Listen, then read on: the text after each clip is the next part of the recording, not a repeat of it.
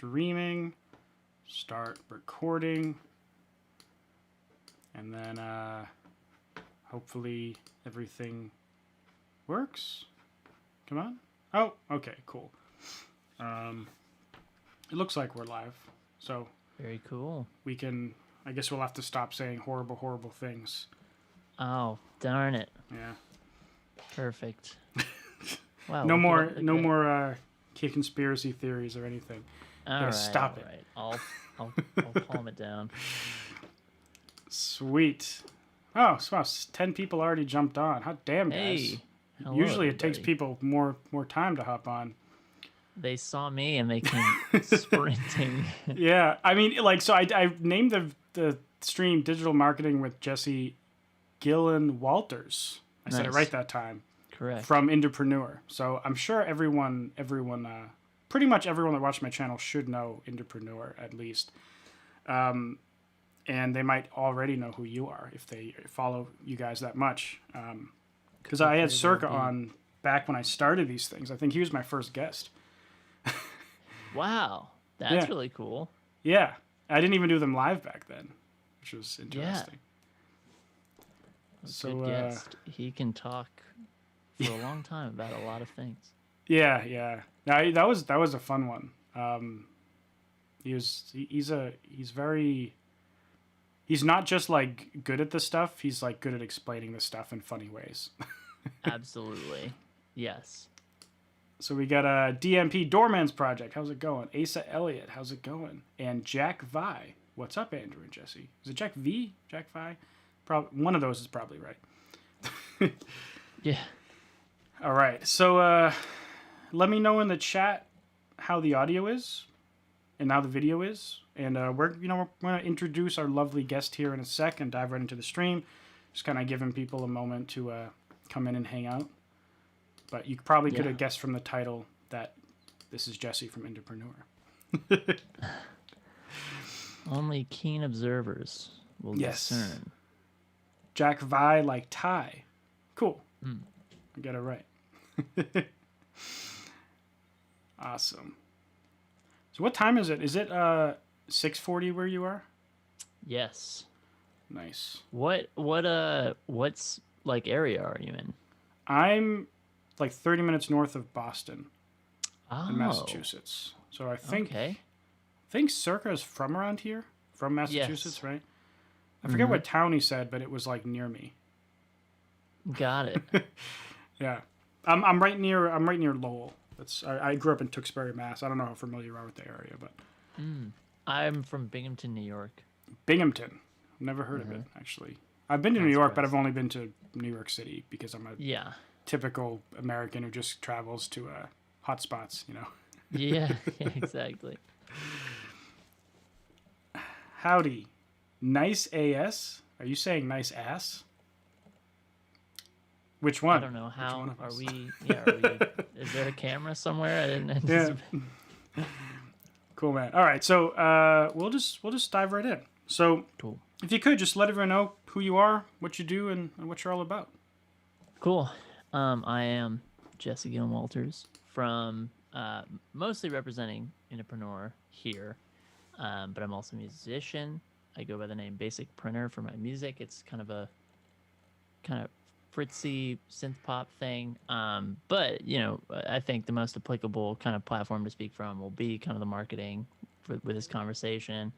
So yeah, the Indepreneur kind of side of my life, which is very central to kind of everything I'm doing, which is really cool, is over there we create marketing trainings, and we have a subscription to I think at this moment maybe 15 trainings, video trainings, teach you every corner of marketing your music you'd ever need to kind of investigate, whether it be Facebook ads, Instagram ads, Spotify, email, product developments, website building, campaigns, all of these kind of really deep, bigger elements that really combine into good marketing for musicians. We cover all that. We also have an agency, and I run some accounts there. So, some people sign on to our agency and we run their marketing. I run a couple accounts over there. And then we also have a group coaching program at Indepreneur called Indie Founder, and I am.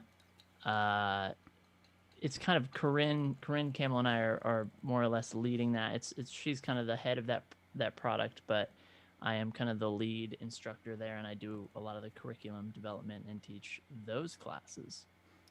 So yeah, that is what I'm all about. So to summarize all that, basically, music marketing expert guy who can teach you anything you want to know. Maybe, perhaps, Yeah. perhaps. And if any of you Try. haven't heard of Indepreneur, I highly recommend.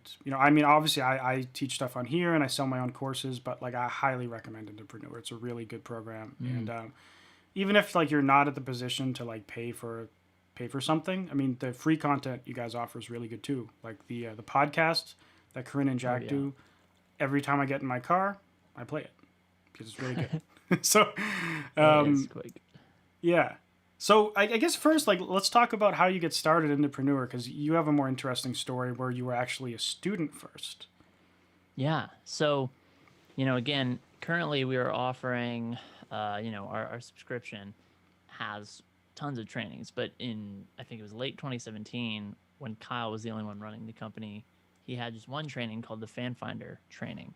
The Fan Finder method, in a nutshell, it's a video ad campaign that you can run at a pretty affordable budget and pretty reliably, like almost 100% of the time.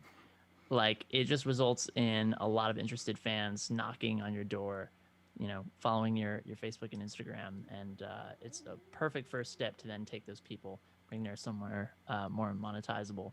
And I bought that course kind of totally whimsically. I remember looking at the checkout page and being like, why am I here about to do this for $200? Like, I was like, learning this thing for $200, totally, like, I'm not batting an eye at this. It was, I think, like November 2017. I was like, I'm not going to be doing shows the rest of the year. Like, we're entering Christmas mode. Yeah. This would be a good time to just learn something. So I'm not, batting an eye at this, but I was like, wait, I don't know who this is. I don't know why I'm here. I don't know how I got here. And I was just like impressed that I was so drawn to buy this without much thought. Yeah. And that really kind of influenced me. And I mean, that really persuaded me to listen to Kyle more, because when I bought when I started going through the training, because it was like everything he started talking about was like, yeah, I just fell into this exact stream. And when he asked me if I would pay $200 for this information, I was not mad about it. I wasn't offended. I was like, yeah, let's do it. Yeah. And so basically I ran that strategy a bunch, ran a bunch of kind of music video ads on Facebook and IG, had a great response for me. It was like, it just blew the lid off of everything I was doing. Like, up until then, I was clawing at random, at random approaches and like, just guessing and taking random stabs, and it felt like maybe things were happening sometimes, but this was the first time where it was like, wow, I can see in this dashboard things are happening, like, in a palpable way, Yeah. So I got super hooked on marketing my music after that, and it was just like every little possible thing I could try. It was like, oh my god, if I can try that, I could do this and I could do that. And I just had that brain, ever since. Yeah. So that led me to kind of working one-on-one with Kyle in his mentorship program, and I got to know him a little bit. I went on a tour that I booked, and we like marketed that tour, which was pretty interesting. There's a lot of good stuff that happened there. I learned so much about kind of, again, like the full stack of page building and checkouts and everything. Because it's very hard to market a tour, much less for a budding, like, experimental, weird underground project. So, I saw your description of your music. It's like glitch pop. Is that the glitch pop? And I think I checked out some stuff. I ended up finding out what your artist name was somehow, and checked out some songs. And I mean, you're not doing like death metal jazz or anything. No, so you're not super unique, but I could see how you would be a little like nervous about doing a tour around something that's not like hip hop or pop or rock. You're doing a more unique approach. Right. I couldn't wrap up, in the booking emails, I couldn't kind of wrap up what I sounded like in a catchy phrase or something, Yeah. um, as much as some others may be able to. Yeah. But either way, quite an endeavor to market that tour, and it went pretty well. There was a lot of good stuff that came through our advertising, and it was just more than anything, it was a really big learning moment. And yeah, basically after that pair of experiences, it was just like I was in. Yeah. I mean, I couldn't learn enough from them. I couldn't dig in deep enough to everything they were doing. It was creative juice all the time. Like chronologically from the first one, like I could not stop. And I was just so vocal in the community and as a customer that eventually, and then they Yeah. were kind of watching me apply the trainings. I ended up Yeah. contracting for them for a bit, and then it rolled into a full-time situation.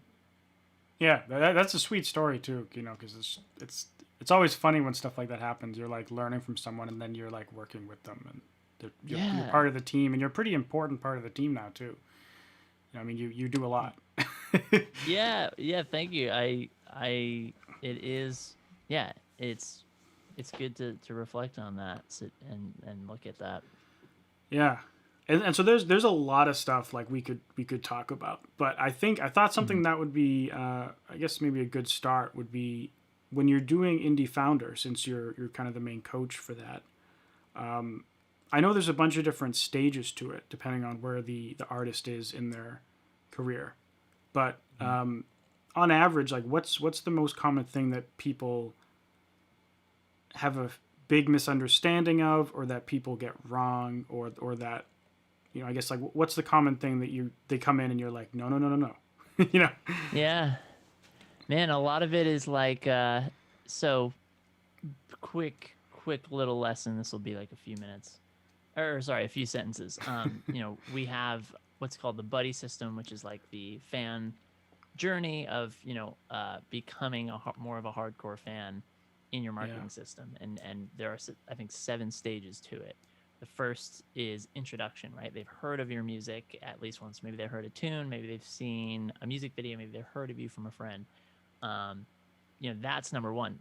Number 7 is like referral and advocacy. They're like over the moon. They can't stop talking to you about you. They're obsessed with your stuff. They will go to bat for you, and tell, buy gifts for their friends and tell people to buy in, and Yeah. and everywhere, getting someone from intro all the way there takes 5 other steps. Like there's education, like apprising them more on who you are and more of your other stuff, and then there's getting their email and or their text, their phone number for text, and then there's getting that first purchase. And all of these require tenure and the number of campaigns and a deliberate approach, right? Yeah. um, a lot of people in indie founder, they enter and they have like, maybe kind of some products here or there and like a half built website, and they have a MailChimp account, and that's about it. And otherwise they have like a good amount of intro and maybe some spotty education, and like a handful of like friends and family on their email list, and that's that. And it's like, Yeah.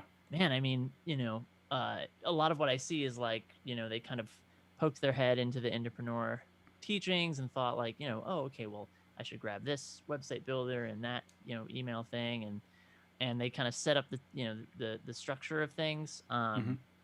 But then they have a hard time just like kind of pushing the traffic through it. A lot Yeah. of times it's just like, hey, if you just try this one little campaign, or try this email automation here, or like you invest at the top here, you'll probably see some good things happen. You just have this kind of spotty structure here that's not totally interconnected and not totally kind of, the gas isn't really going on it. Yeah. So it's interesting. There's not a lot of people that come in and they're like, I have nothing except this video ad. It's like, Yeah. yeah. So I think a lot of it is like, maybe they have some cold feet with like pushing traffic through what they have. They don't feel like they're ready to do it, but no Yeah. one's ever really ready is the thing. Yeah. I mean, and even for myself, that is a lot. It's a lot scarier when you're trying to think of like I'm going to run a funnel to sell some merch related to my music than it is to say I'm going to run some ads to grow on Spotify, for example. Yeah. Because when you're doing the product thing, like you have to be a lot more personal to one, get their I'll use Indepreneur terms to get their permission so that they can join your mailing list, and then you have to come up with this very relatively intelligent stream of emails to warm them up, and you might be retargeting them to educate them further so that they can ascend. I think I'm hitting all the terms. Yes. To and buy a product from you, and then the product thing is a little scarier because it takes a lot more work if you're doing it the DIY route, where you have to physically make something and package it and ship it. Do you ever work with artists who, well, let me rephrase that. What I guess what's actually the probably the biggest problem that artists have when they're trying to figure out where the holes are in their funnel? Like, is it the they're struggling more with the ads? They're struggling more with the content, the warming up via emails, or is it something else? Maybe the product or the offers. Yeah, I think it's actually more ethereal. Um, it's interesting because we're dealing with musical artists, very savvy, very intelligent group of people, very creative group of people. The Yeah, way I see it for most of our indies is like you should be able to take any one of these very creative, savvy people and put them in front of ads and emails and product creation. And it should be like their mind is spilling out into a million different directions and good yeah, directions. Like, and all of these things should congeal around who they are in a very cohesive way. And I have that faith in indies, and I know they have that in them. I think a lot of them confront these template type things. So like, oh, I gotta think in emails, right? I have to think in right. captions all of a sudden. And I think they, for some reason, abandon that, and they kind of enter this more clerical mode. And they're like, okay, well, I guess I would hit these check boxes, and they kind of reduce themselves down to like, I need to write 4 emails rather than saying I need to tell a story about this thing. And Yeah, maybe that takes 4 short emails, maybe that takes 8 long emails, like whatever. right. And so I think it's really the trouble is a mindset thing in that direction of like, um, I think people abandon this sense of like, okay, I am building a universe, right? Like, Mm-hmm. one of my friends here, she once said to me, she's an artist too, and we were kind of just talking generally about like this kind of stuff, like how do you monetize and brand, and how do these all fit together.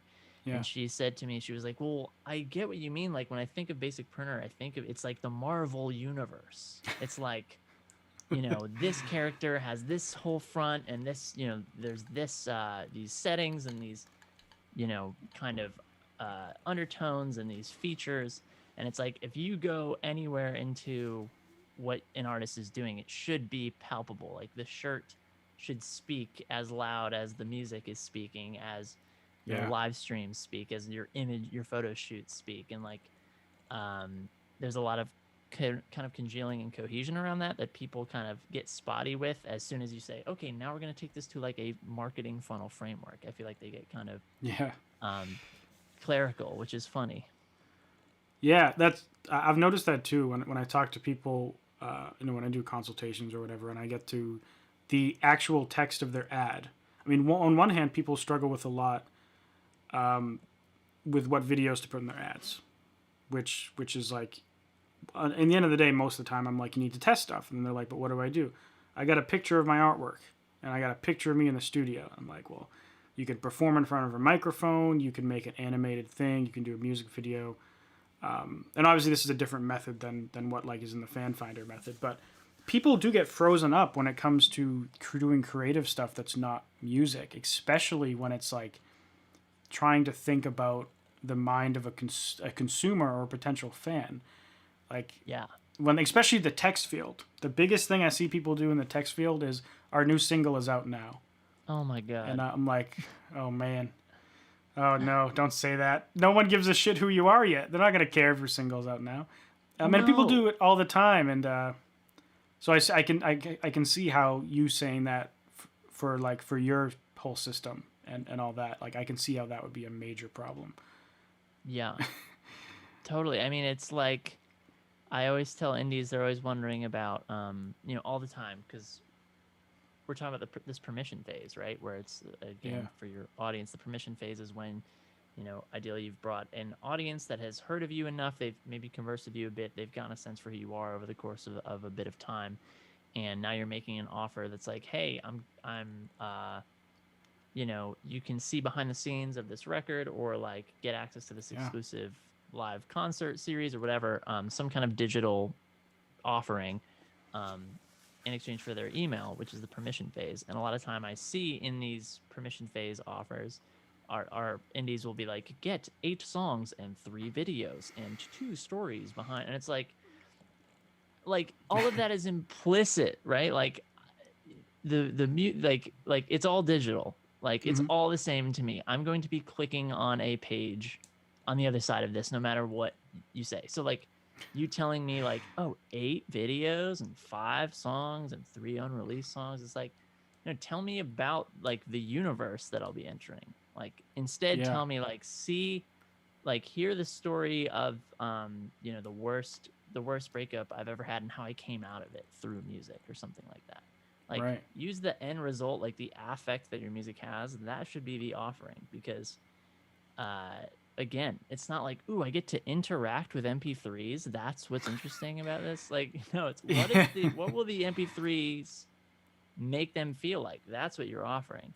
And Yeah. yeah, I think it's the same trip up with like the caption, single out now. Well, yeah, everyone singles out all the time. Especially if it's Friday. It's like everyone's single Exactly. out. So I can imagine that's watching probably is thinking, okay, that makes sense. How do I figure out what I'm gonna say and what my universe is gonna be? Yeah. And again, this is probably the same kind of issue where people know what to do musically. They're like, I like this, I like this. This is my style. But when it comes to what their world is, that can involve choosing. I mean, one, choosing a logo, choosing color patterns, choosing what version of yourself you're going to share with the world, and what do you publicly tell people that you enjoy, and maybe you have some inside jokes, and like it's hard to figure that stuff out.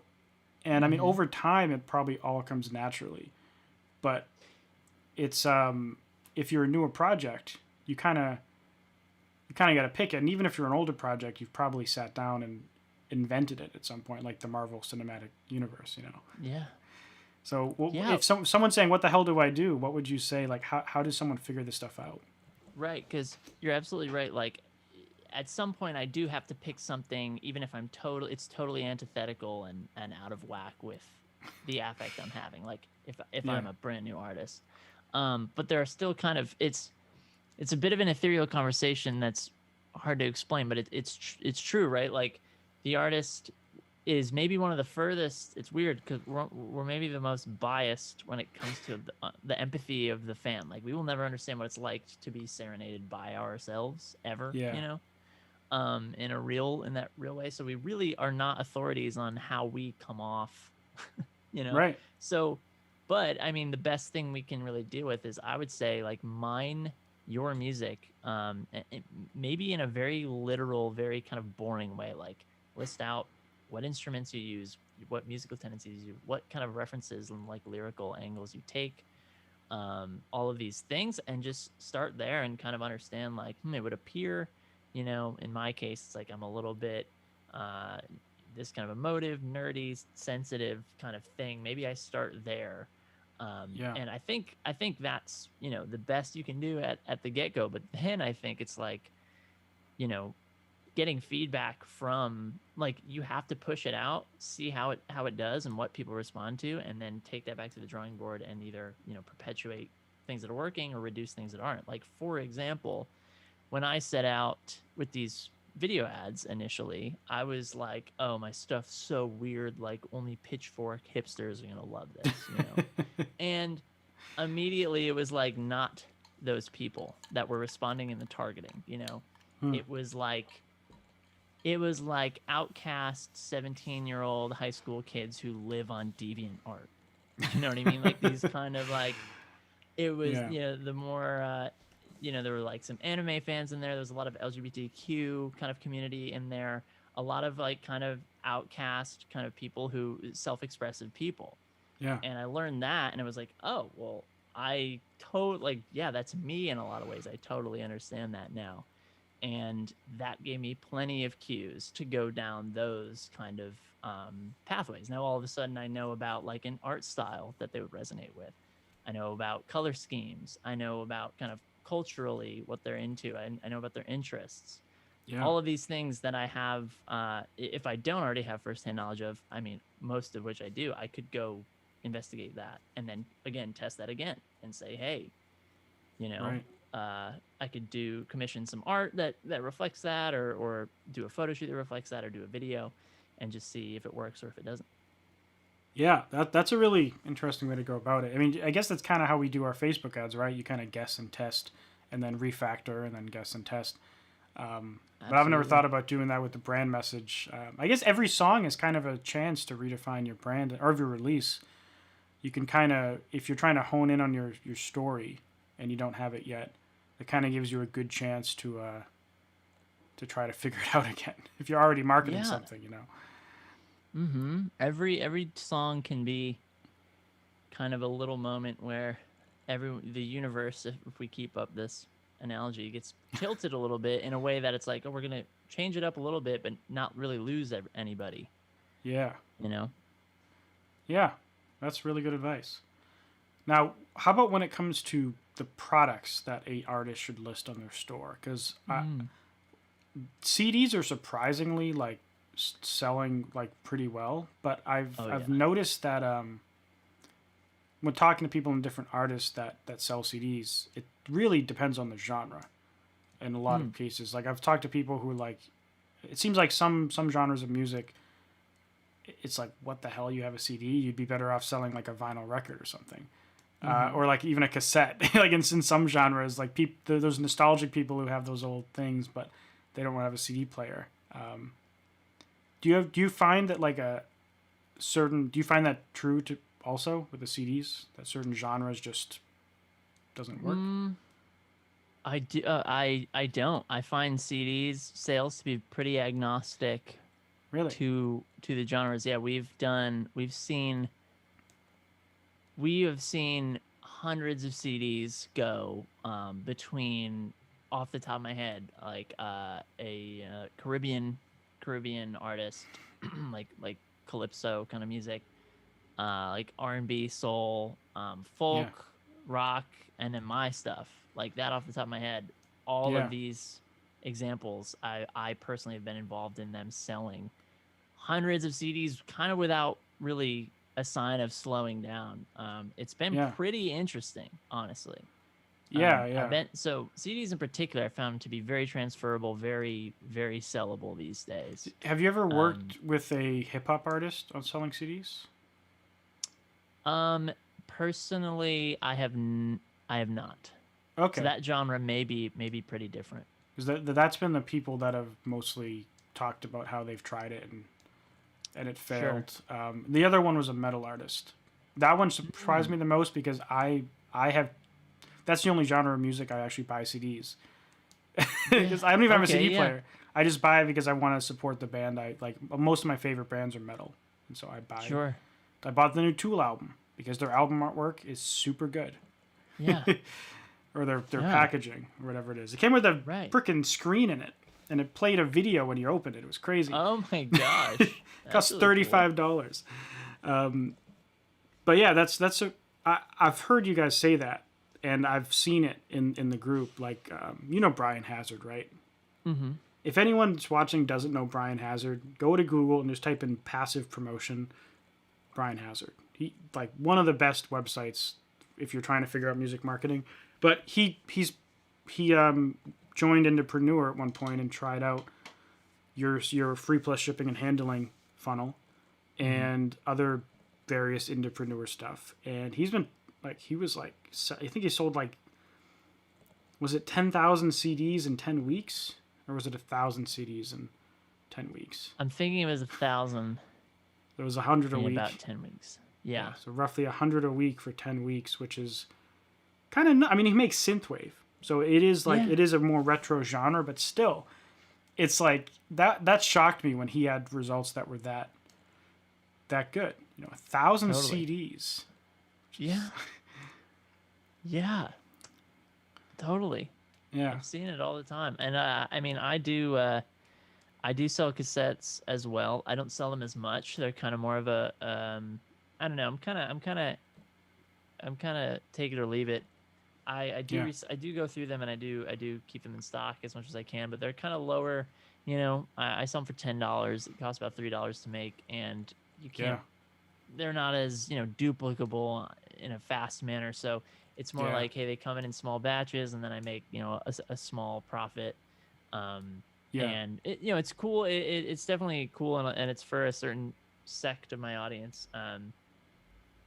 But they're not like the big money makers or anything. Yeah. Actually, a note about the CDs. Are you aware of any companies that do like print on demand CDs, or would there be like a fulfillment company you could ship them a box and Yeah, deal with that? there's Kunaki does that. Kunaki. Mm-hmm. Okay.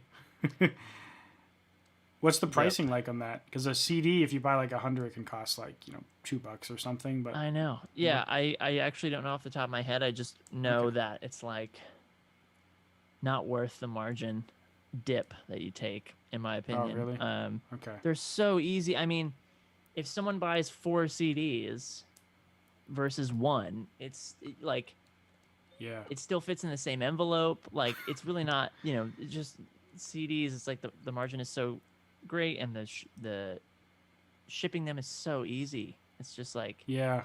Yeah, that's true. yeah. Yeah, they're so thin, and there's like those cardboard mailers that keep them stiff so they don't get crushed, and the Mm, bending machines and all that. So I guess if an artist came to you, either for the agency or you're an indie founder in coaching, and they're like, I'm not doing CDs for whatever reason, either like they have this weird genre where they know for a fact it's not going to work well, or they just have a violent hatred of CDs. yeah. A lot of the stuff in Indepreneur focuses on like upfront, it's kind of like a CD, like free plus shipping and handling. You're trying to sell your album. How would you have that person shift that initial offer to make it more relevant? Like, let's say they were trying to figure out something digital, or Hmm. they were trying to figure out a different physical product. Like, are there any kind of common recommendations you would throw at them? Yeah, I mean, before I made any um before I consulted any sort of dogmatic thing I might have for myself, being like, oh well, let's do a t-shirt then or whatever, I might say, look, you are I have plenty of reasons to believe so many different items sell, and you for some reason are just not seeing that CDs won't sell either. Yeah. And maybe they have good reason to believe that, but I would say clearly, there's reason there's a need to figure out what will sell. So my first Yeah. thing would be like, well, let's find out what to sell. Let's run a survey or run a mini chat messenger flow or something that just Yeah. the purpose of that is like, what would you like to see? And maybe you guide the survey a bit, um, and you can figure out, okay, they want black hoodies, right? Or they want CDs. It turns out, Yeah. I love a merch survey. It just gives you 100% accurate information on what you should do next. Yeah. Like the people that will buy it were like, you ask them, hey, will you buy this? They say yes. And then you say, okay, well, I'll do it then. Here's your discount code for when it comes in, Yeah. Um, so that would be my first move. But if we're sidestepping that, I would recommend anyone to do that if they are uncertain. Like, ask the people that are going to buy it. And if you don't have people that are going to buy it, it may be too soon to consider this. Right. But barring that, I go through shirts pretty regularly. And I change, I like to use these surveys to kind of include people on voting on designs and things like that. CDs, I sell hundreds of them a month. The tapes I go through, I chip away at, and I just bought my first run of vinyl, and that has Wow. been sensational too. People Really? were loving vinyl. Vinyl is a thing these days, I think. So this is kind of a pivot, but Mm-hmm. how many monthly listeners on Spotify do you have? Like almost 700. I think I have 690 at the moment. I've noticed that, like, I've talked to some people who have done like crazy numbers in merch and CDs. Mm-hmm. that don't have anything like extravagant on Spotify, and it Yeah. surprises me. Like when you say you sell hundreds of CDs a month, Yeah. which is like I wouldn't have, you know, if I looked at your Spotify, like I didn't know if you were like still active or pushing stuff, because you're not pushing the sweaty game that all of us are on Spotify. Right. Cranking out a single every 6 weeks and Mm-hmm. and promoting it and playing the game. But you're still selling hundreds of CDs a month, which is a pretty awesome thing. Now, is that all just essentially just Facebook ads and funnels that you've set up through that? Yes. So that's Yeah, nuts. totally. And it is a pay what you want setup with upsells. Yeah. So they don't all go for full price, but I think I need to kind of check on this average again. But you know, the core CD goes for on average, I think $7 or $8 when you factor in Yeah. everybody's like people paying 0, people are paying 20. And It's then actually really surprising that yeah, it's people really can good. pay you 0 and you still average 7. Yeah, absolutely. Yeah, I guess Radiohead got it right back in the day, right? They were the Yeah. first band to do that. Yeah, kind of. Yeah, right. Damn. Yeah. So no, but no, I do not push my Spotify. It just kind of grows steadily, slowly but surely. Yeah. You know, I'm basically with Facebook ads and the CD sales. It's like it's a break-even venture, and I'm reaching thousands and thousands of people every day. Yeah. You know, maybe sometimes when a single comes out, or you know, I'll do a little retargeting, $50 just to get them over there in case they're interested. Yeah. But I'm not really pushing Spotify as like a main thing. Yeah, yeah. I mean, I know that in the Indepreneur message on the whole Spotify game is that it's like, you know, you guys aren't against it necessarily. I don't mean to group you guys as one group because you're all individual people, but like the you know, the core belief of the company Indepreneur is generally that, like, you know, you probably shouldn't focus 100% on Spotify. You should try to build an email list and do that. And I mean, I honestly agree with that message. I mean, I care a lot about Spotify myself, and you guys even have a whole course devoted to Spotify on it as well. And I've been meaning to try to break into this merch game and do this stuff as well because I do know several people who make a living off of like Spotify streams. Sure. And they make a lot more than they put back in, but it's hard. Yeah. You know, it's a lot easier to make your living back and make a living or even just break even by selling merch and selling CDs and experiences. Mm-hmm. Yeah, and it's just that whole evaluation, like absolutely, if you can secure this kind of recurring streaming volume, it can be a great or a life-changing sort of revenue stream. I definitely have some friends that experience that, you know, and they're lo-fi hip-hop types, which is you hear a lot about that. But basically the evaluation is like, okay, if I'm going to put $50 a day into Facebook ads, and you know, it's like I would be run so much drier, so much more quickly going to Spotify than I would like breaking even and pulling in these people and pulling them aside and endearing them and conversing with them so that they buy the $40 vinyl 3 months later. And it's like, I mean, I acquired them for $0 and then they've already paid me $40 more than they would ever pay through their Spotify, their solitary, you know, Spotify engagement with my profile, I guess.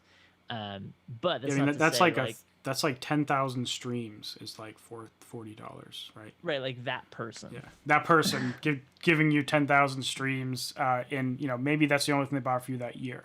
They're not going to listen to you 10,000 times in a year.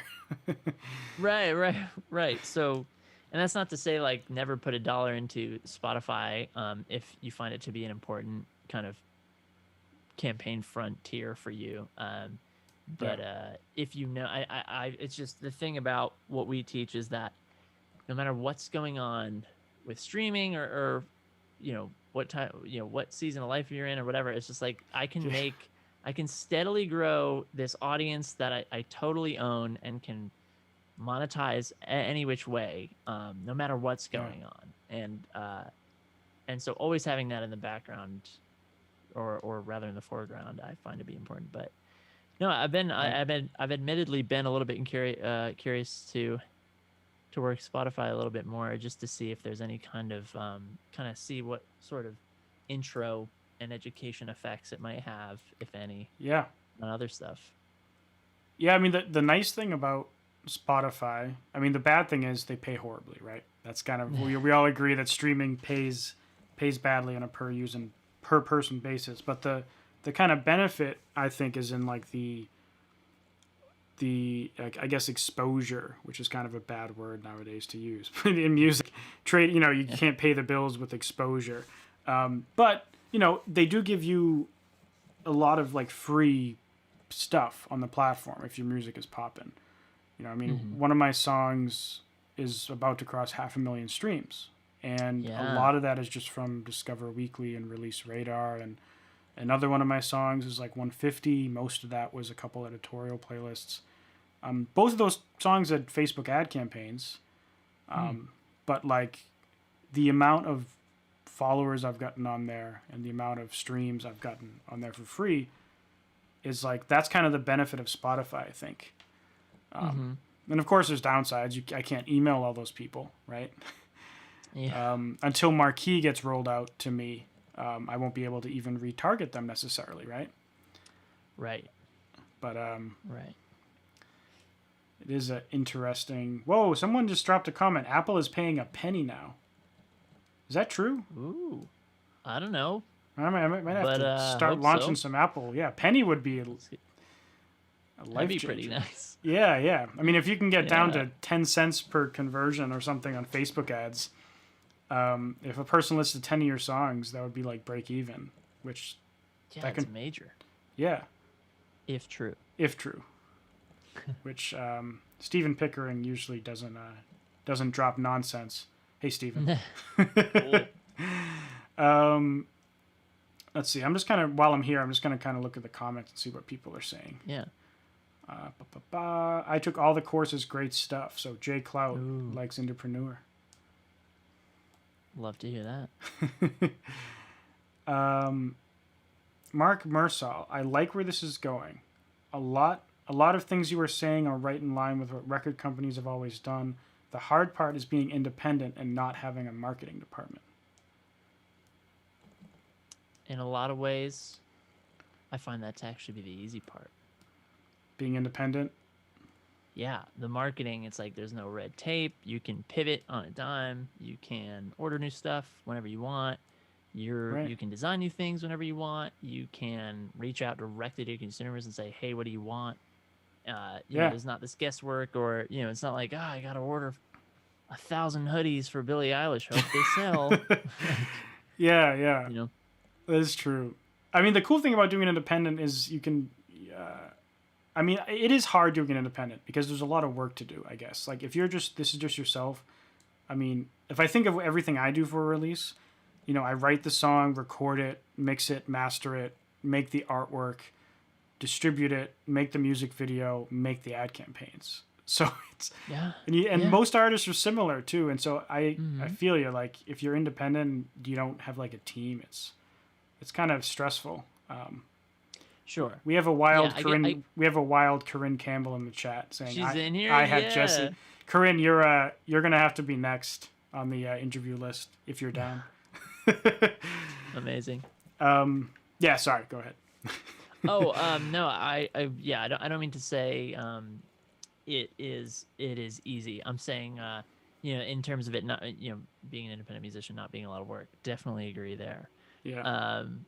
I guess I'm saying the difficulties surrounding implementing a marketing campaign or doing one well or doing one efficiently. There's a lot less in your way of accomplishing good things at scale that aren't like going to burn you out or just take so much money or so much time to put together, or have a loss of creative control or something. Yeah, that's a good point. Mark Mercer also said, buy a CD and get a free CD later? Question mark? Uh, I don't. in I a, don't. in a, in my immediate interpretation of that, I guess I would say it would make it it's a good idea to reward your Ascension customers. You know, Yeah. if you have someone that bought a CD and they whatever they like, I've had situations where I've had people even in this case where they've engaged nonstop and I'm talking to them in the inbox all the time, and they've just kind of been, I don't even know if they asked or if I offered, but would passively mention like, oh, like I've been seeing these CDs come through or this shirt come through, and I just like, I'm 16 and I'm broke and I'm in a broken home. I'm like happy to send them Yeah. a $2 CD for free, and Yeah. so that kind of stuff. It's a judgment call, and but I actually have a I cool feel good to story do that. about that. In 2019, one of my side projects, we released a CD. And we were doing a big marketing stuff behind each one. I mean, we didn't really know what the hell we were doing. That was kind of my big hurrah back into music marketing, I guess. Like they had a budget, they let me kind of figure out where to spend it. And they, what we did is we were running some ads, and eventually we saw this cool Instagram story post of this girl. I don't know how old, like 17, 18, 19 or something. Talking about how she signed up for Spotify just to stream our album. Like she heard a song in an Oh. ad or a YouTube video and she bought a subscription to Spotify. I don't know if she didn't know there was a free tier or not. Right. But Right. but we didn't think about that at the time. We were just so humbled that she was saying in the video that she just loved the song she heard and she wanted to hear the whole thing and stream it real easily. So she bought a Spotify subscription mainly because she wanted to listen to her music. And I was like, guys, I'm gonna DM this girl, and we're just gonna send her one of every merch item we made, because she's Wow. like, that's essentially that's the goal of every artist, I think, right? I mean, that's like the definition of a well, what do you guys call them? Not a brand Ascension. advocate. It's, no, what's the referral or advocacy? that's like the advocacy phase, hardcore. I mean, she literally made several Instagram story posts talking about how much she freaking loved. And this wasn't a DM to us. This was on her like actual stories page. And Right. It was like a 2-minute long just stories talking about how great our album was, without any work. See, now here's my devil's advocate to that is, why did Spotify get the money? Well, yeah.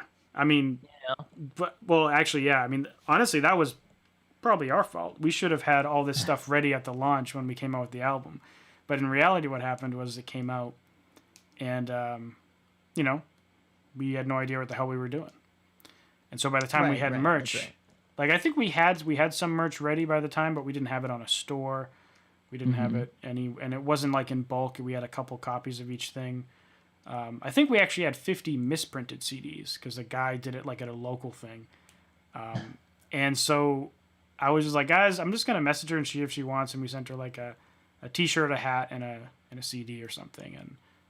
But we were in like every one of her stories posts for like 6 months after that. Sure. Oh yeah, And, without it's- a doubt, like a very referral / advocacy level engagements there from that person, which is really cool that your stuff can inspire that at a glance for this person. And I forget what even caused me to bring that up. Oh yeah, the buy a CD and get a free CD later comment. That's what it was. Yeah. Yeah. And then we're at iHeart Jesse again. Cool. Oh, and Corinne says, I would love to chat with you, Andrew, anytime. Sweet. Well, Oh, amazing. I will hit there you you. go. I will hit you up. There it is.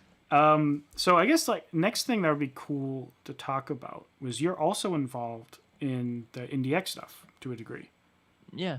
So you're actually running these ads for some of the clients over at IndieX. And I guess before we jump into that, have you guys messed around with TikTok ads at all?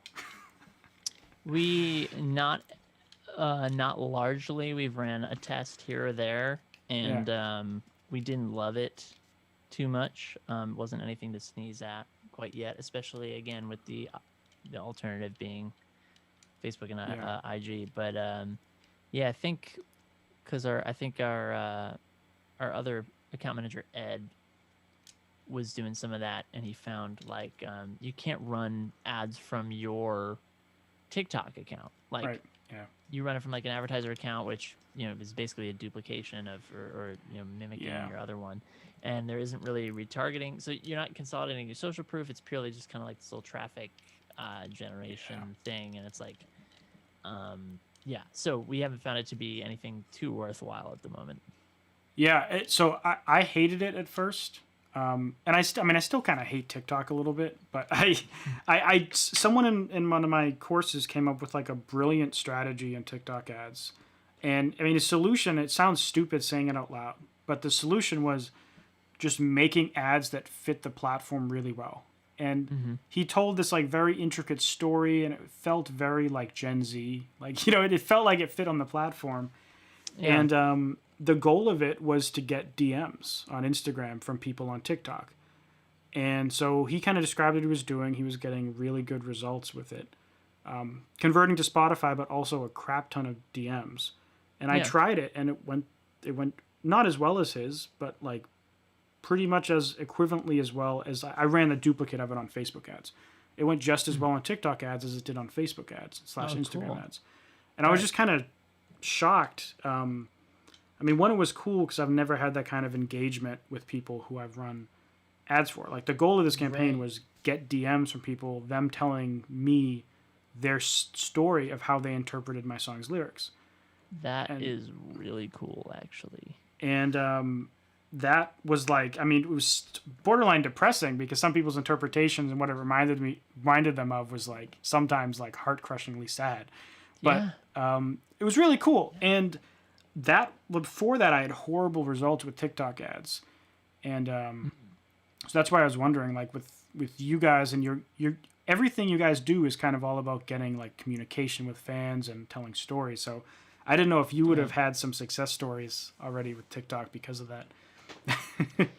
No, I mean, definitely with Messenger, like doing things in Messenger, whether it be sourced from TikTok or another platform. Yeah, that's very inspiring. That has my mind going a lot of different directions. Just, I mean, that's hardcore education phase, as we would say. Like, you're saying, hey, like, this is my music, engage with it in this really invested, deep way. I mean, that is like a huge jump towards, I mean, you are very much simulating everything that's to come, like, that's a really great first impression. That's a really cool idea. Yeah, and I mean, I wish I came up with it, but there was this guy. I'll shut him out. I think his name's Brandon Andres. Brandon Andres in my course, and he I think he watches these videos too, because I don't know. He must have seen my videos to end up buying my course. Sure. But yeah, he came up with that brilliant idea, and he shared it, and it worked really, really well. And it makes sense when you think about it in hindsight. Why it would work so well. Like. I hooked him in with saying, like, if you've lost someone in the past year, this song's for you. After you, like, go to Spotify, listen to my song and follow me, look up Andrew Southworth on Instagram and DM me and tell me what the song means to you. And if you want, I'll tell you what the song means to me. And there's, like, all these, like, crazy DMs and stuff, which I think I'm going to try. I have a song coming out Friday. I think I'm going to try it again just because it works so well. I mean, I'd be curious about, like, the long-term effect of that introductory fan, like, if someone's coming in that way, you're teeing up a different echelon of fandom, like, than them hearing your song on Spotify and then maybe not remembering it after the fact. And the cool thing was like, I set up the ad that they would, like, it was kind of implied they would go to Spotify, listen, follow, and then come to Instagram. And I ran it to the U.S. only, so it'd be very clear. In Spotify, you can separate by country now in the graph. So it was pretty clear to see, like, I started running this campaign, the U.S. started going up on a steady note. So people were not only going to the Spotify, but DMing me. And I have a suspicion that you probably would agree with, that those people are probably more likely to listen to my next song than the normal person I send over to Spotify. Yeah, I mean, the precedent you set was like, you are going to take me more seriously as an artist. Like, I'm not just some line item in a playlist now. Yeah. Like, Spotify is this, you're listening to the song on Spotify, and you probably use Spotify in other ways, so I'll get kickback stream-wise and algorithmically over there, but that's not really. It's kind of like what I was saying before about, like get 8 songs or 3 videos and being very clerical. It's more like, hey, let's confront the affect of this song. It happens to include Spotify as a platform and IGDMs as a platform, Yeah. but you're securing that piece first, which is just like the precedent is way better than something more passive. So I think that's Right. yeah. I mean, I'd be curious to see how they like you're saying. I'd be curious to see like who of these people out of their own volition like go out of their way to tell you like, hey, listen to your new song that came out today. Yeah. This is what it makes me think of. Yeah, for sure. Oh yeah. So on the note about you, you got you being part of IndieX and running ads for clients. I guess like when people come to IndieX, what do they normally say is their goal? What are they trying to accomplish, and then what do you end up? Well, it's probably different for everyone, but let's say on average, like, do people come to you and they're like, "I want to be a big successful artist," or do you have most people coming to you saying, "I want to sell like 3,000 CDs in the next like X amount of months, and I have this much budget"? Like how niche, like how much do people understand what you can realistically do, and then like what do you actually go do based on their input on average? Yes, great question. I totally know what you mean. I think we have a pretty good vetting process now, so that the people that are a good fit for the agency kind of understand coming in, like, hey, you're going to come in, we're going to assess what you have going on, what you don't have going on, and our goal is to set up a sustainable, reliable kind of business model that using digital marketing that will grow and grow itself, and get it to do whatever we want it to do in the long run. Now, for some people, they think they're further ahead than they are, and it's like they're jumping in and saying, hey, I'm thinking if we could turn, a break-even profit in 3 months, that would be cool. And it's like, well, you need to run like 2 months of Fan Finder, and that's it for a while, So sometimes I think it's more of like a timeline kind of difference in a lot of people's mind, or they don't understand like, you actually need email subscribers before anything else will happen. And so now your goal may be revenue, but our goal is now subscribers or something like that. That'll kind of be what happens. But that aside, we do have, we've had some higher profile artists where they'd come in and they would say, basically we're looking to run this campaign. Like, we have this vinyl coming out and it's going to be a big deal. Like, we need to run it for a long time. There's a lot of odds and ends to it. We need to make sure the checkout's good and the user experience is good. Like, everything about this particular product or this launch, we're just going to put it on you for 3 months, So sometimes that's what happens.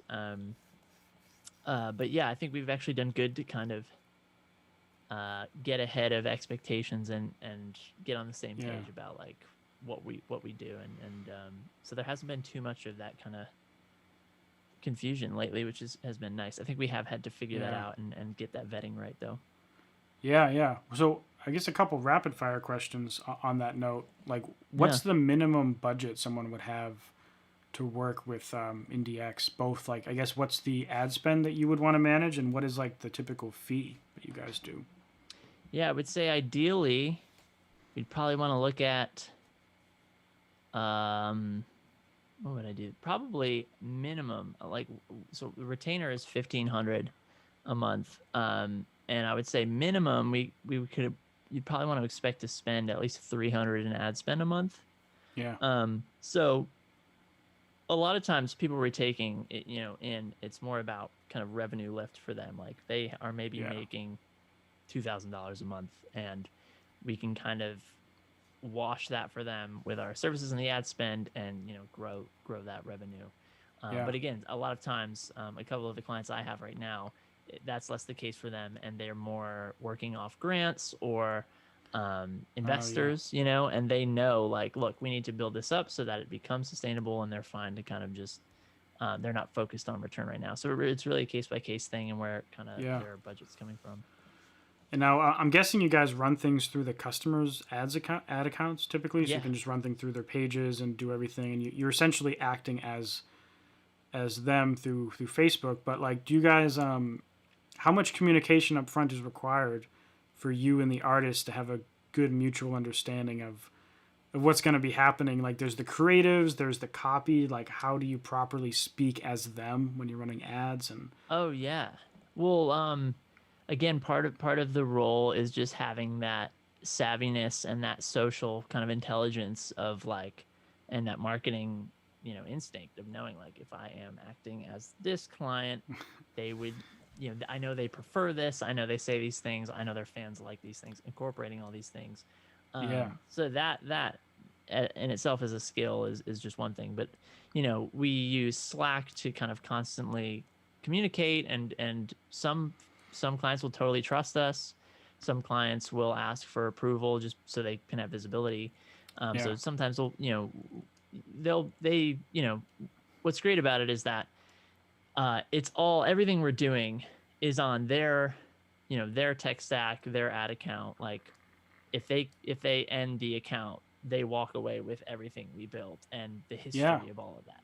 So we definitely are want to enable them to succeed with everything we built, and we're just kind of collaborating on that. So they have full visibility on everything. They can hop right, into MailChimp and see what we're doing, hop into Ads Manager and see all that. So there's a lot of yeah. transparency and communication there in those ways. Yeah, that makes sense. I'd imagine that would be very hard for some artists to have that sense of trust that like, hey, you that I'm hiring are going to communicate as me in my ads. And but they, but I'm assuming by the time Yeah. they come to you, they know what you guys are all about and trust you to a degree already. It's kind of it's scary as an artist giving up control. Tell me about it. I've yet to really do it. Yeah, same for me, honestly. Like, I probably should have Mhm. hired a video editor like a year ago. And I edit all my own videos. It's like, That's good. what the hell am I doing, man? Saving tons of money. Yeah, it's saving money, but like it's like someone else could do it for probably better and for less time, and it'd probably be worth it. But a lot of Nice. artists, myself included, are very. It's hard to give up control. Like, if I was at the right point, and I was thinking about hiring, like, let's say I didn't want to do it anymore or something, and I wanted to just hire you guys, I would have a hard time giving up the control aspect. So I see why a lot of artists might. Yeah. Yeah, same here. I totally get it. It is a lot of trust. Um, yeah, and so we definitely emphasize like, hey, this is what I would do. Sometimes we'll kind of give them the opportunity to have input and Yeah. either, you know, veto some things and incorporate some other things based on what we, think Yeah. would work. Or sometimes it's just not, they don't know what they're saying is like against policy. Like sometimes they don't know, Oh, like click Facebook policy. below is yeah, like comment Yeah. below, like sometimes they'll reach out, so there's a lot of that discovery, right? Like, why don't we do Yeah. this? And it's like, well, actually it's just against the rules. And then they start to realize like, oh, I guess Yeah. I should just trust you then. The one that's come up several times, which I find funny, and hopefully it's not offensive for anyone watching, but I've talked to several artists who don't realize they can't use the part of the song that has the N word in the lyrics on a Facebook ad. Yeah. And I'm like, man, you can't put that there. Like, what are you talking about? And I'm like, it's a swear. And they're like, ah. And like, they don't realize it. Because, for different cultures, it's not like it's okay for them to say and all that kind of stuff. And so, Mm-hmm. and then the other part of it is the imagery. And I found a lot of artists have trouble in hip hop with the imagery that might be shown in their videos. A lot of Yeah. hip hop videos will have, they talk about, sometimes they talk about dark stuff, and sometimes there's like gang stuff or prison stuff or police brutality, or it's not just like money and chicks and cars anymore. It's like people get pretty deep in those videos, and I Yeah. found a lot of artists struggle with they're trying to run ads for that, Totally. and they get their accounts Major. banned too. Yeah, no, it sucks. And it's Yeah. true. It's like there's a thin line with a lot of this stuff, which is like, if you want to get your music out there in the most authentic way, it does kind of take this expertise of knowing what boundaries you can push and which you can't on in the Yeah. advertising platform. Once they get in, go crazy. I mean, they want to hear the most unfiltered, that's the best way to Yeah. reel them in. But right, yeah, just evidence that the ads platform is a fickle place. So Yeah. having someone steer it that knows what's up is important. Yeah. Have you ever had to like reject a client because the release was too I guess against the grain to properly market? Like let's say I don't know, they had tons of swears in their music. The album artwork had like a naked lady on the front of it and guns and Right. weed or something. And um, has that ever happened? Well, I'm not like I don't make those decisions. Like Yeah. uh, Jack, who runs the agency, is like decides who's a client and who isn't. So I actually Yeah. have never had to make that evaluation. What I will say is like we've had clients where so much of their content was laden with swearing or other things that Yeah. um like we had to be super savvy with like, okay, well, we'll run with this snippet, or like we'll take that angle, or Yeah. we'll censor it this way, and like we have had to kind of do that dance before. Yeah. But no, not to my knowledge, where it was just like this is so gratuitous that like it can't happen. Yeah. Okay. You have to be really clever. I found you got to cut out different parts of the song. If the chorus has an f bomb every line, you can't use the chorus in any of your ads, and it really complicates things. And Yeah. some people I've worked with have been like listen, man, I'm not gonna tell you how to make your art, but if you want to make the marketing easier, you should probably make it so that your videos are like acceptable in their entirety on an ad platform. Yeah. Or maybe you should make every time you record a song, make a radio friendly version just for us to use in ads. Yeah. Because Or make two music videos. Like yeah, if advertising is like, even if they're totally different, and then that's an interesting story in itself. It's like you could 'cause probably I'm put that in the thinking, copy. We couldn't show you the real music video here, so click below, or well, I guess don't say click below. So right, come check out the actual video. That it's too crazy for here.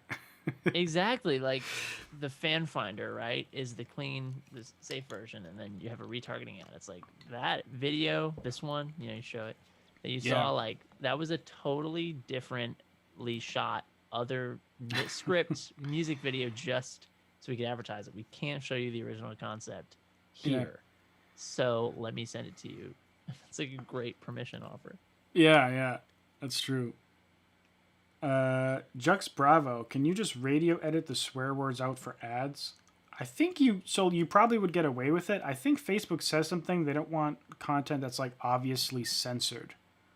I believe that's somewhere in the policy. I don't know if that applies for audio though. Like they don't they don't want you to like get like a naked picture of someone and put like black bars across the sensitive bits. But I don't know if that applies for like, you say a really bad word in a song and you bleep it out. Yeah, I've had a decent time. I really have been able to get away with censoring swear words and just removing them from any captions or whatever. I haven't had to do that in a while, so I don't know if it's gotten more sensitive or not.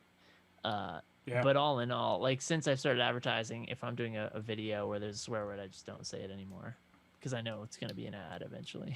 Yeah. Typically.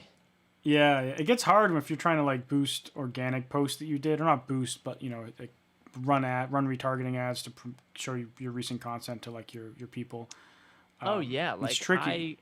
I tried to boost. You're absolutely right. Like I tried to boost something once, and I didn't know that I was linking out to a thing on my website, and basically the metadata, I wasn't filling in the link description, so it was pulling in like metadata from the page, and there was like a swear word in the metadata of that page, but it was like in the ellipsis, like it was in the read more of the Yeah. and so it was rejected over and over, and I was like, there's no swear word. Yeah. And yeah, so it's so true. And then yeah, it's ridiculous sometimes. The policies are pretty weird. Like one weird one, for just a fun one for everyone watching, is you can't show a video or photo zoomed in on a body part. Yes, So that's you right. can't zoom in to your elbow in a part of your music video and have that as a scene. That will not fly. Right. They don't want you to do kind of these like before and after type, body image sort of things. You know, Yeah, they don't want to do like, do your teeth look like this? And you want them to look like this because it's triggering for people. that's true. Yeah, yeah. Um, I can imagine. I, Also, if you don't know what you're zoomed in on, you might not know. yeah, right. Also that. Yeah. Yeah. Uh, so Slid V. So Spotify has this statement on the website. Unfortunately, you are not allowed. You're not permitted to use Spotify's logo for advertising or promoting your business. Is that true? Do you know about Well, this? I don't know, but if you get that from like Spotify's terms of service, generally it should be true. Yeah. What I'll say is like, do I not see Spotify logos all over the place Everywhere. all the time, everywhere? Yeah. No, I do, and I don't know that these people are not getting away with it. Yeah. I mean, I've done it a lot and I've gotten away with it. Google is a lot more particular. If you say the word Spotify in anywhere in your YouTube ad, like in the description or the headline or whatever, they won't let you run your ad because you're using someone else's trademark. And you can if you're using something and they incorrectly do it, you can prove that it's not that you own the right to use it. But it can even be tricky running ads to a website sometimes on Google ads or YouTube ads because they're so particular about copyright too. Got it. Yeah. I actually didn't know that. Yeah, it can be kind of, they'll make you prove that like you own the music on the site that you're sending them. If it's like you're sending someone to Spotify, for example, or any streaming website, if they see that the end destination is a place where people can listen to music, they'll essentially accuse you of music piracy until you prove that you own the copyright. Interesting. And you submit like a signed form saying Whoa. whoever owned the rights to this music and I'm sending them to this. These are the links I use. This is why it's fine. Happened to me every time. That's crazy. Wow. Yeah. Noticed that. Yeah. Cool, man. Well, we've been talking for a bit. Been talking for over an hour already. I feel like I could talk to you for forever about this stuff. But I guess like this is a good point to just kind of drop into some Q&A. If anyone wants to just drop questions, Yeah. we'll just Yeah. chat for a bit. Absolutely. But I recently had an artist client with an explicit song. We ended up using the radio edit in the ad, and then even then, some of the ads were still disapproved.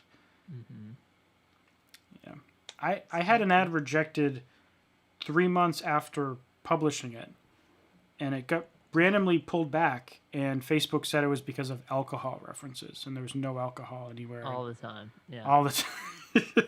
Stuff like that all the time. Like, hey, it's political. This is profane. This is alcohol. This is Yeah. sexual, and it's never. It just flags like a bot somewhere. A bot filter gets incorrectly flagged or something. Do you find that their AI detection for both ads and account restrictions are incredibly horrible?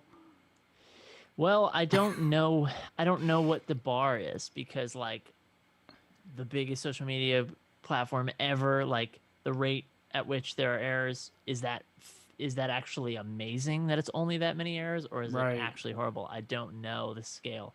Yeah.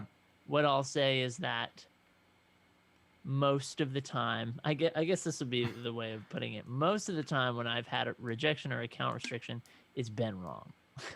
Yeah, I've seen that when people make new ad accounts, if they jump right into a conversion campaign, their first campaign, there's like more than a 50% chance their account's getting restricted. Wow. And I've talked to so many people who are like messaging me like, I just saw your videos today. I made an ad account. The next day ran an ad and I'm already blocked. And it's crazy.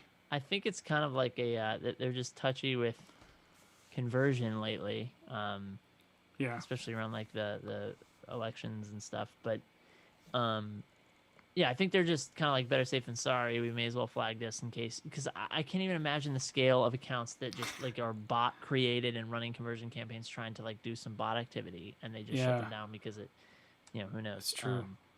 But anyway, Yeah. Also, like I'm sure, like there's also iOS 14 changes and there's domain verification, and yes, it's kind of a weird. The last like 6 months has been a weird time for ads. I think because the danger. election was a nightmare. Yeah, I remember yeah, everyone comparing ad costs around election time, and it was like so stupid. Like I was just like, just stop running ads for the next 2 weeks. It's gonna be a yeah, bad for a time. bit. All right. If your ad is in review for more than a day, does that usually mean you should change something about the ad? I don't. I wouldn't say that. I would say just keep chilling. If it's more than 2 days, that's a little unusual. Um, and if it is more than 2 days, honestly, I would just duplicate it and delete that original one and just see if it does it, if it gets out of review quicker. Sometimes it just gets snagged. Um, Yeah. but what I will say is like it's been quite a while since I've had something go wrong. I've had my ad account restricted 2 times this year, for like seemingly randomly, and it kind of was in a similar wave of hearing a lot of other people. Yeah. Um, but other than that, I haven't really hit snags where things have been stuck in review, or so I think once you find once you understand the kind of the ways in which it's sensitive, and the ways in which you should promote your stuff, I think you kind of find your lane there, and you'll run into that less. But Yeah. that's kind of a separate point, I guess. Yeah, I agree. And then the other aspect of it is depending on how long you've been running ads will depend how long your review times are. If you have a Oh, sure. relatively new ad account, it might take 2 days. The first few weeks. I mean, it'll take like the full 24 hours or even more. But if you've been running ads for a while, you spend a couple grand with Facebook. I mean, my ad review times are like 2 hours sometimes. Yeah, for same here for sure. Um, Bradley Marcus might have missed this earlier, but would love to know more about turning emails into fans. Okay, Ooh, so like getting someone's email and converting that person into a advocate, I guess, or if we're just fan. yeah.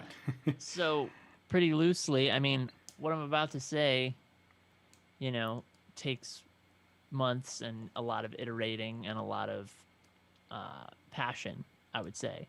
But in general, either you're gaining their email from a purchase, maybe they've heard of you and you're running a purchase ad, or you're running cold purchase ads if you're savvy, and you're able to get basically a customer and an email at the same time. But more often, what we're teaching is like you're running video ads, you're engaging, you're doing live streams, you're doing some other stuff, and then you run again this permission kind of offer where it's like, hey, head over here to get this cool digital offering for free, and that gets them onto your email list. And once they're there, you're doing kind of regular emails, and you're thinking up, email campaigns you can run where it's like, for example, I think the past 7 weeks. So I have synesthesia. I don't know if you know what that is. It's like the mixing up of senses, right? Like you'll like Yes. hear color or taste, smell, or not taste, smell, but like Well, yeah, like you'll like like hear colors or like see sounds or something like that or feel something. exactly. Yeah. Yeah. So I have audiovisual synesthesia, so I see the music I listen to, Ooh, and that's so I so may. like romantic to like mention as a musician. Yeah, no, I absolutely. It's like so. It's so Yeah. right. You're such an artiste. Yes, exactly. So I think I did an email series for the past 7 weeks. I was doing a playlist based on different colors that I heard songs in, and I would put one of my own songs on those playlists. Um, and that's a cool way where it's like, hey, let's center around music once a week. Talk about shine a new light on my music. You get some replies from you, and you're building this community through email where it's like every so often I'm coming to you with a story or a cool thing, or this thing you didn't this little piece of trivia, or this unreleased song. Yeah. And they're just tuned in. And then when the time comes, however many months later, for a new shirt or vinyl release or something like that, you have this list that's just been tuned in and like knows who you are and is looking, is interested in what's going on, and like Yeah. you can convert them on one of these items. And ideally you're like tuning in and again listening to them and seeing what they want and seeing how engaged they are and how engaged they aren't. And better at that point, like can they handle the super deluxe $40 vinyl? Maybe not. Maybe they're kind of a baby audience. Maybe I ought to do maybe a lower grade shirt or a CD kind Yeah. of thing. And you're making all these evaluations in tandem, and it's a big endeavor, and it's an iterative, constant thing. But it's that breathing, impassioned kind of ecosystem that you want to upkeep in this community that you want to build, really, Right. that allows them to be like, all right, here is purchase time. It's a thing you have expressed that you're interested in. It's a thing that is naturally kind of in the story Yeah.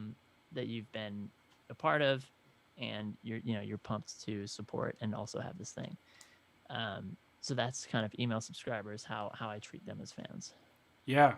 And this is, I have a question on a follow up to that. So this is probably different for everyone, but on average, how often should people be engaging their email list? Let's say they're starting from zero and they're building it up. Like, how often would you say they should send stuff out? I would say send an email. You have automations, right? So some Yeah. people will join and then you have they automatically get 3 or 4 emails or something like that. So they are getting that based on which automations they're falling in and out of. Yeah. They might be getting pretty consistent email, but that aside, I like to send once a week or once every other week. And I would say be prepared to do that as soon as you have one subscriber, because they don't know that there aren't 3,000 of other fans in that list. Yeah. They need the nurturing as much as anyone. So the nature of those emails, I like to treat the email list as almost kind of like this shared diary between my people, where it's like, this is what's going on with me. Here's kind of music update kind of stuff. Here's how I've been feeling. Here's what I've been facing.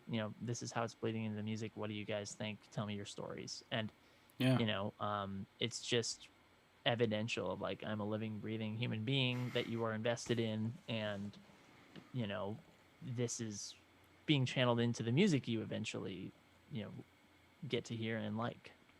Yeah. So most of the emails you're sending, they're more of, I guess they're almost like Instagram posts in a way. Like you're kind of sending them images and updates and text and captions. Most of them aren't. Hey, go check out this thing. Go click this link. Go buy this thing. I mean, unless you're sending them to free content, I'm guessing. Most of these emails are just like, take some stuff from me, or listen to what I have to say, or like the other way around. Like, I want to hear what you have to say. You're selling in very few of them, it sounds like, right? Yes, absolutely. It's basically, I like to, and this is just how I like to do it. You can be more aggressive and be successful in this way, but there are ways to, for example, I like to be a lot more gentle, a lot more emotive in these, and then maybe at the footer of the email, I'll say, P.S. I have some of these things going on if you're interested in buying some stuff, whatever. And that's kind of like selling without selling, and that's great. But what I like to do is kind of set it up to where it's like, the 10th email they get, instead of me being like, new shirts, check this shit out, this is cool, right? You can buy it. I'm more like, hey, by the way, like, I've been thinking of this shirt design for so long now. I've researched it. I found the perfect shirt to print it on. And it was inspired by this fan designed it, and isn't that cool? If you want one, they're over here. And it's less about like new thing. It's almost like it's almost like another one of these diary kind of emails that just so happens to involve a product that they can have. I like to be more kind of not passive, but incorporated, I guess, with the offers in that way. I think people like that too. Like, I mean, me too. People tell me, and I don't mean to kind of like toot my own horn, I guess, but this is just what people tell me that they like. I'm not like shoving it down their throat to go buy my course or book me in consultations. Like, I don't start every video with a 5-minute intro of why you need to give me money and go buy my course. it's like at the end of the video, it'll just be like, oh, click here to watch more, and then if you want to buy my course, it's in the description. And I think people like that. You know, they don't like, people hate feeling, because I know I hate feeling like you just walked into a car dealership. You know, then you start regretting that you ever joined that person's email list. You know. Yeah, absolutely, absolutely, and like with absolutely. I mean, with music, we have a lot of advantages as much as we have disadvantages. But like, you know, our music is kind of selling itself all the time on autopilot. Like, someone hears your song, that could be a life-changing thing for them, and they drive around to it all the time. They've cried to it. They've, you know, went through a breakup with it. They partied to it. Like, without you even knowing, they could be all the time just inching closer to this level of like, I want the vinyl now, you know? And you know, kind of basically leaving space and giving them the opportunity to be like, hey, get invested if you want. Here's plenty of kind of easy, safe channels where you can do that. When you're ready, I got ways to monetize, and you'll be pumped about it, ideally, at that point. Yeah, the best customers you ever have are the ones that you don't have to sell them. It's like more like they're like, take my money, in a way. I mean, like it's not even that. It's like it becomes about the sale at that point. It's like they're happy to give you something because what you have is something they really want, and that's, you know, those are the best people in every scenario, I think. Absolutely agree. I forget where I left off. Oh, a bunch of comments came in and I lost my place. Yeah, I've been there.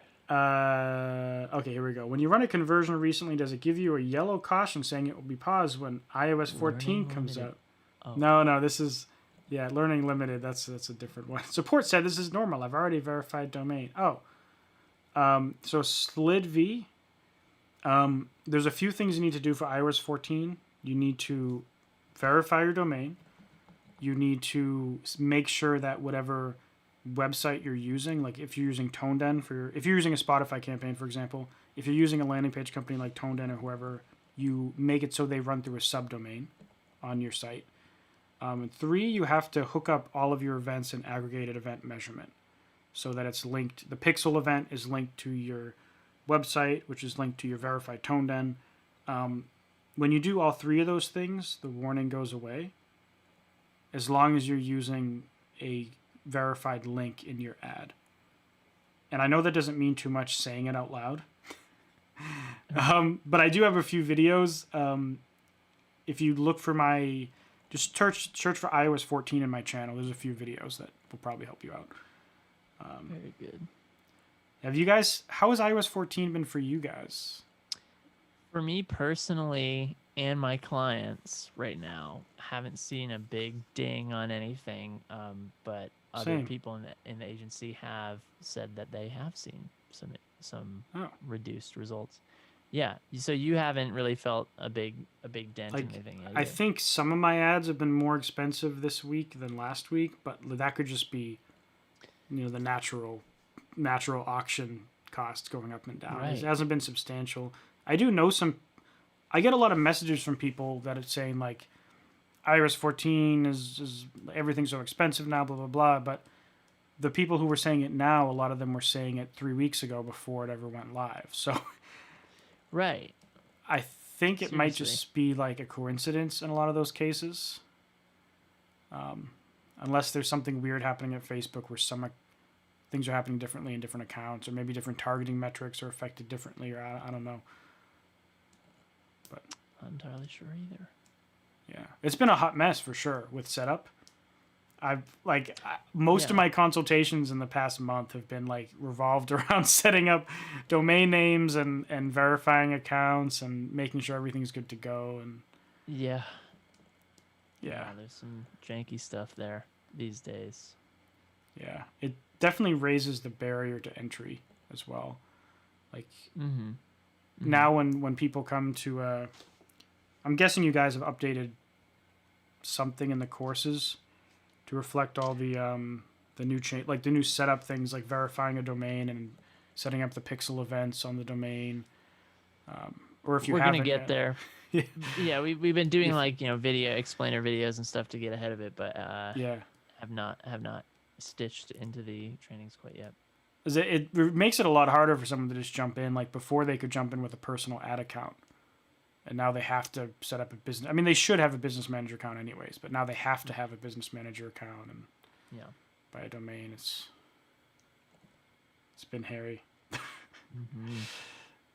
Absolutely. Let's see. Facebook is Bradley Marcus. Facebook is ruthless. Too many people are making new ad accounts after being banned. Oh, too many people are making new ad accounts after being banned, which is probably why. I think that was in response to us talking about how they block people. Yes. Yeah. Have you guys compared running ads on Facebook versus Instagram? I typically run on not all placements, but both platforms. I avoid Audience Network typically. Yeah. Sure. What about you? I use automatic placements as well as much as possible, unless there's some weird express reason to like only do Instagram or only do Facebook. What I'll say is that I think it's like 29% of my purchases come from Instagram through ads. 71 through Facebook. So Yeah. if I forced its hand to go 50-50, I would probably have a higher cost per result. Right. Yeah. So these split tests with I don't know what you teach in terms of Spotify stuff, but I hear all the time like IG stories. Every time I've run just the IG stories placement, it's super been like expensive. Yeah. And not necessarily a higher cost lead for Spotify lead or anything. Yeah, so in the past I did just Instagram stories, but like one time just out of a whim I tried adding a few feed placements in and it lowered the cost. And then for a while I was using automatic placements, but it seems like the general reason why I switched from using link clicks to conversions back in the day was because it seems like all the clicks I was getting were bots and nothing would show up on Spotify. Right. And when I switched to conversions, it solved that problem, except for Audience Network. It seems like Audience Network, you can get what seems to be thousands of bot clicks, and they'll fire the conversion events, where in Facebook and Instagram, that's not an issue. So that's the only reason I don't use Audience Network. Audience Network is like the Wild West. Yeah. It's so weird. If you're selling something, though, or like if people have to give you money or an email, all those concerns that I have go away. Right, because it's it's like, yeah. A bot's not going to give you money. Exactly. I mean, if they want to, I will gladly take it. And then what's next? I'll take a couple more questions, then we're going to call it a night. Sure. Jesse needs to take a nap. Oh my God! Why is that what he said? No, I was kidding. That's what you're saying. Oh, okay. I thought that was like what someone said. No, I did get my second vaccine today. Oh, really? Oh, how was all right? Yeah, some of my friends have been fine, but I do have a couple friends who got like horribly sick for like 3 days after. Same. I have heard the same things. Yeah. Would you ever think about advertising an unlisted version of your music video to not get an insane amount of views to less engagement? Oh, so you're talking about YouTube ads, I'm guessing. It's kind of cool. I've done that I normally run discovery ads, but if I run in-stream ads, I've tried like making it an unlisted video that's like a 15 to 30 second like thing designed to get people to click, and then when they click the link, it goes to the full video. You get super engaged traffic that way, but it's going to be way more expensive. Like I'm talking like 1 penny per view compared to like 30 cents per view, something like that. Right.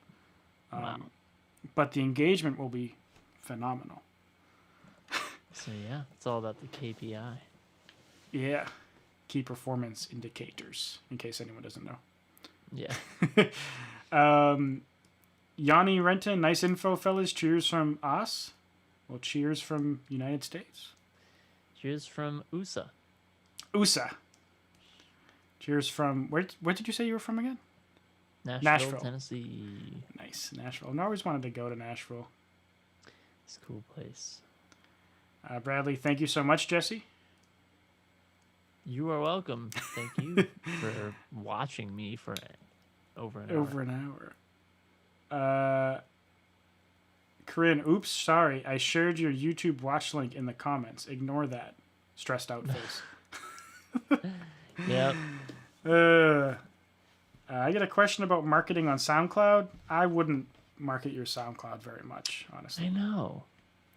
Don't understand. I understand posting on SoundCloud and that being like a practice and a community, and like yeah, I've definitely seen, or heard of people, having kind of good introductory kind of stuff happen on SoundCloud. But like it is a marketing platform. It's like no.